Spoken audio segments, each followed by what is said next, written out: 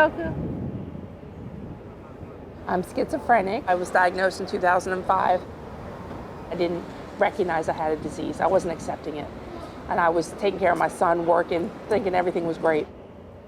I have gone down, up, down, and now I'm going back up again. I've been stabilized for about 3 months. So I'm just stabilized. I'm just getting on my feet. Spare any change? I live in Condon Terrace down in Southeast in my apartment. Hello, how you doing? I just stay here during the day because I panhandle in order to make a living. I'm unable to work. Spare any change? Let me get something to eat. Spare any change? You know, if we get tired and it goes real late at night, we can just crash here. So it's convenient. That's the living room, that's the kitchen and bed. I get a check from the, Social Security, and then I pay my rent and my electric bill from that. The rest is for food, and then I panhandle to supplement the income to get what I need. A lot of us here in the tents are mentally ill. So I just wish there was an awareness about that. I didn't even know I was mentally ill, and now I am. So I'm around them, and it makes me happy when I'm around them, other schizophrenics and other bipolar people, because I feel accepted. The tent community is being targeted because NOMA or the mayor's office doesn't want the tents here, and that's a constant battle. We are actually just sitting here surviving, and we're getting supplies, and we're getting food, and we're getting money that we need in order to make it. Otherwise, we wouldn't survive. If you took the tents away, I wouldn't get all the stuff I need. How would I make it? You know what I mean? And homelessness is around the world. We're just a part of that, but we're just trying to survive.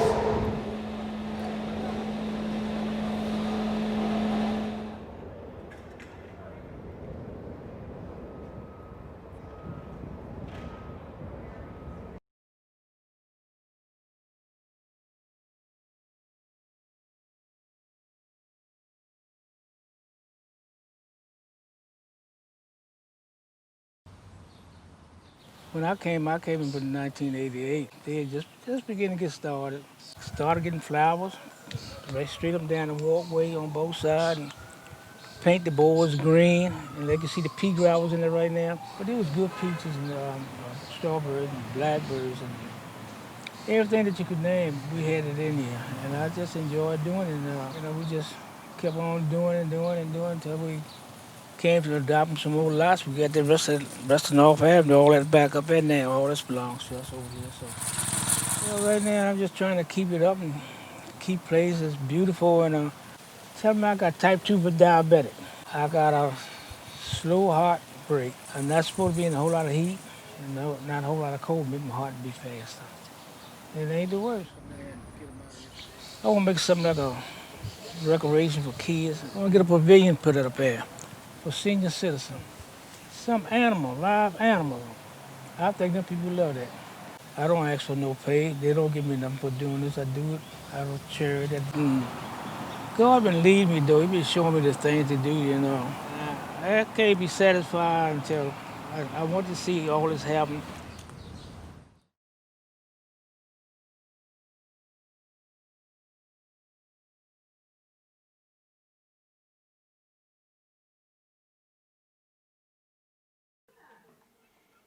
"2016 was a wake-up call for me, where I'm like, okay, I can't just vote. I need to actually talk to people and try and get more people out there. Mostly all you're doing is you're kind of talking to voters to get an idea of if they currently are supporting Bernie. I recently went on the Bernie journey down to South Carolina to do some door-to-door canvassing. It's really exciting to see a bunch of students just getting out there and doing what they love. Read the script, basically. I think that's the biggest challenge, is just getting young people out, getting them engaged, and I think the hopeful note is that when you talk to them, when we do our campus canvassing, when you talk to students and they actually start engaging with it, they get really interested, and we've had really good turnout at a lot of our events. Terps for Bernie is just a campus organizing group that does grassroots organizing on campus to get out the vote for Bernie, to spread awareness about what his policies are, distinctions between the other candidates, stuff like that. So there's the canvassing, phone banking, and then we also do debate watch parties where we just watch the debates and let people know what we do, and it's more of a casual type of thing. Nice to meet you. My name's Al. Campuses, I think, are especially useful because everyone's in such close proximity and we share all these resources, then we see each other all the time. And so being able to just host phone banks, like multiple phone banks every week, is useful when we have something like McKeldin Library where we can all meet up there and just share resources. Oh, sorry, I'm sorry, dude. You recruit people who can then host events of their own, and then other people show up to that. And then ideally what you get is you get people, like you maybe start it, but then you've recruited someone else who's going to recruit 5 more people, and then they're going to each recruit 5 more people. And so that's the goal, is to get, it's spreading like that. Over time you get a pretty wide base of people who sometimes come to events, and a small group that are just constantly showing up. So pretty much all of our core members are just people that have showed up a lot and helped out a lot. Those hours add up. So even if you can only contribute like an hour, like just helping out with that, it's huge.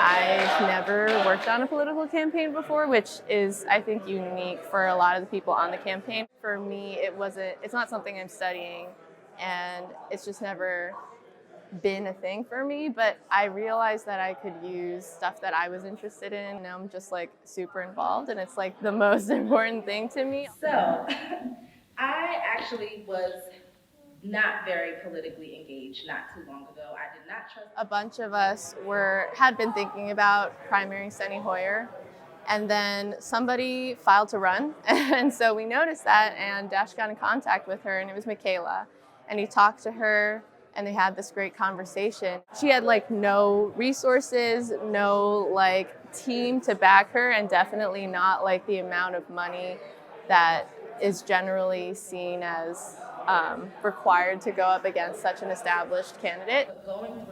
We were like, you know what, let's just do this. And I think part of it is like, yeah, we're young, maybe we're naive, but like I think you have to have that kind of mindset to be able to go after this sort of thing.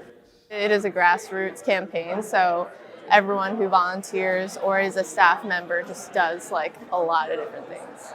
People just have to like step up and be like, yeah, I'm gonna figure out how to do this, even if I have no prior experience. It's really a tight-knit family. Like, obviously it's grown. It used to be like 30 people, and then it was 60 people, and now it's like hundreds of people, including volunteers, and you really get to know everybody. A lot of HQ stuff happens at our house, and so we just see like people come through, and you like start recognizing their faces, and it's just like very much a community building thing, which is the whole point of it, because she is running to represent the people in this district.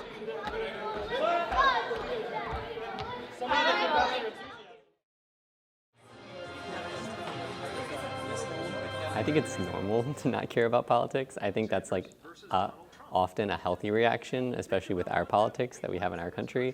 I think that my reaction to that is kind of like, okay, that's fair, but like now's the time. Like now's the time that you need to get out there, and like young people are the future. That's really cliche, but that's honestly the truth.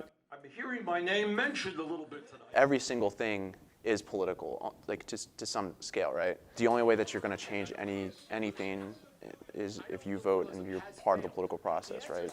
I know there's always a saying like, oh, you can't complain if you don't participate, type of thing. I mean, there's truth to that. But yeah, I think if you see an issue and you see a problem in your community and everything like that, the only way that's going to ever get solved is if you get involved. And if you're not going to be the person to do it, then you never know if anyone else is going to. I've been on the email help desk for them since like early March. I've put, there's a tracker, so I've put down like 700 and something hours volunteering. One day you'll get an email from like a teacher who's like a single mother, and she's just like, oh, I donated $3, even though like I'm just trying to get by and stuff like that. And like those are the types of things that like stick with you. If you're talking to a college student, if you're talking to a Trump supporter, if you're talking to anyone, you're going to hear like kind of the same stories coming up every day, and that really makes you realize that we all have the common problems, and there are solutions out there to those problems. And so if we all just take some time and fight for them, then we can make all of our lives better, and we can solve a lot of the issues that are bothering all of us. I know for sure, even if Bernie doesn't get the nominee, it's going to be his party 10 years from now. So anything that I could do to help in that fight to make it a reality, like, that's, I think, not so much that I find the free time, it's just like, I just, you have to just keep on going at it. One thing that's really giving me a lot of hope is just seeing, like, once, yeah, it might be hard to get a young person involved, but once they're involved, they are willing to put in, like, the amount of work that you would not believe into making these things a reality.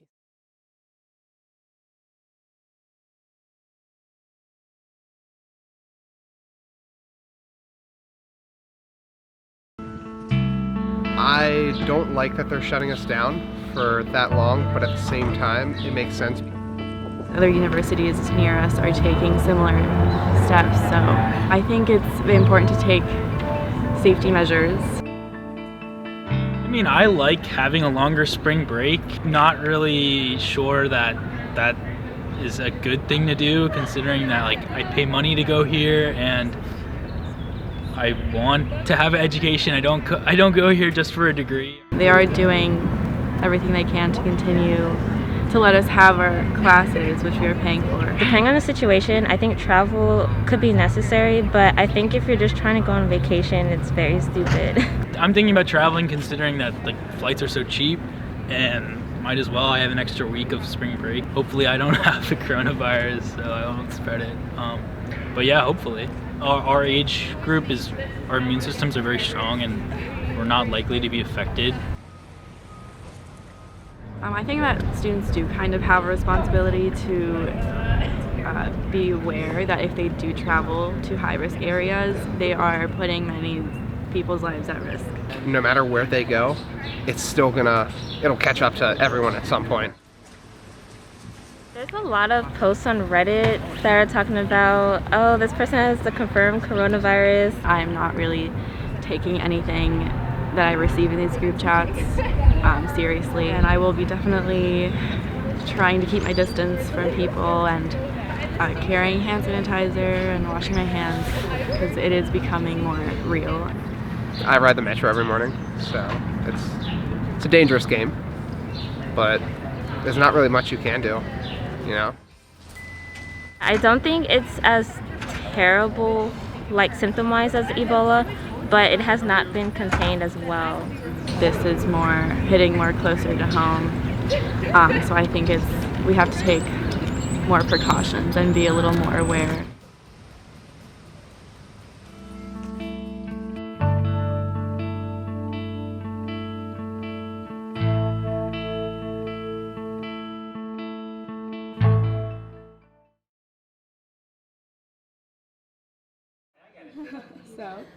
A small computer, a temperature monitor, a clock, an SD card reader.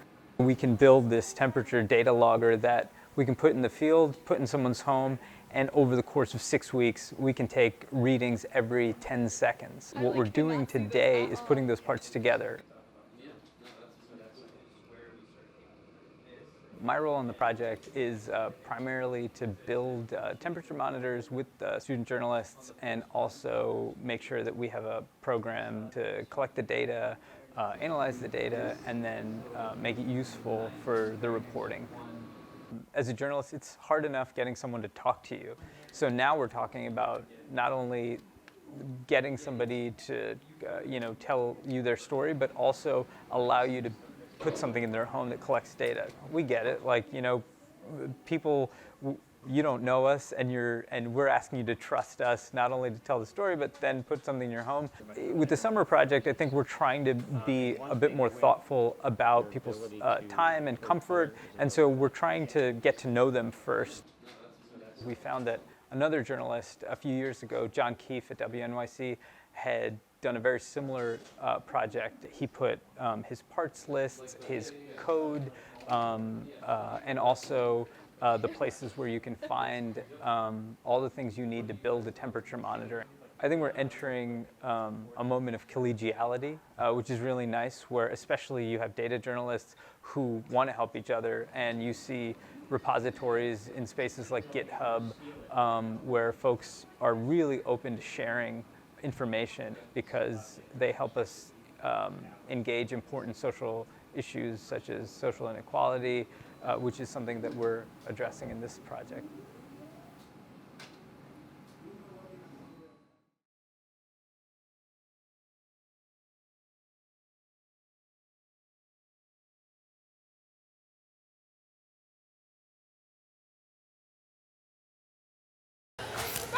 It's the scariest, most rewarding physical activity that a person could do in 30 seconds.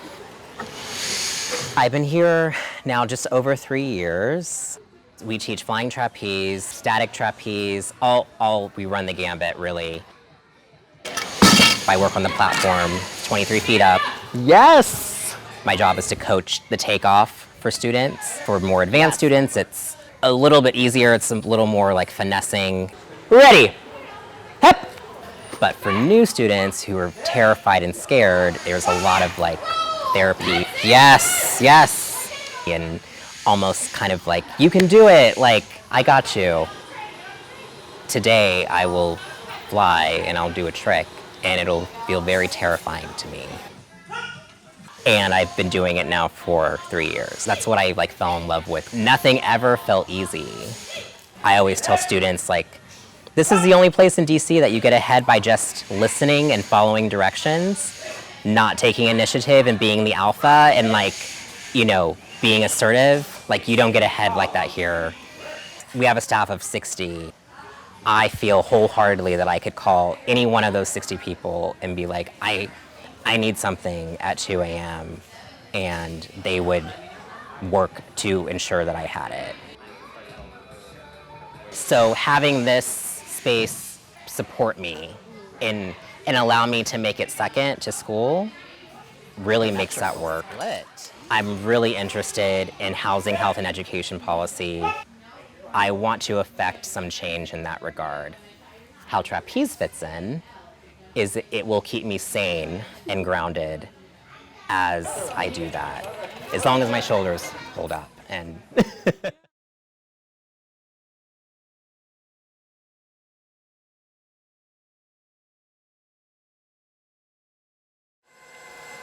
I've always been baking with my mom ever since I was like a little girl, and since then I've just been like baking nonstop.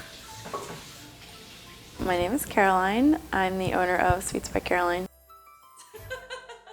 I specialize in macarons, cakes, wedding cakes, personal party cakes, cupcakes, cake pops, brownies, and stuff like that.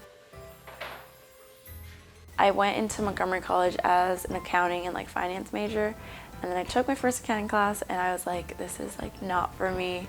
I was really stressed at that time, so like I would just bake.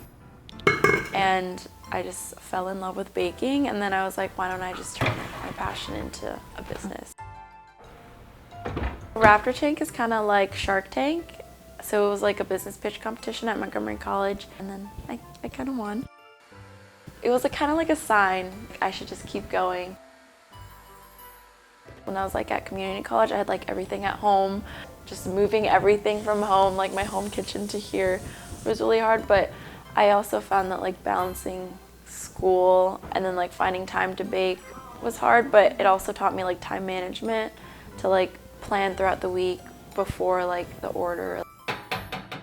I feel like every like cake or like order that I have is kind of like the best experience. Like seeing someone seeing that like when they see their cake or like when they cut it open or like when they eat the macaron or something, like just the experience of like seeing them enjoy it like is like the best experience for me, yeah.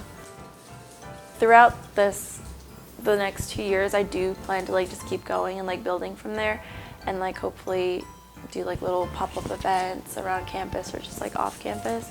Right now I'm doing like school and like baking. Like after like I graduate, I can focus on it like full time and hopefully like open my own business, my own bakery.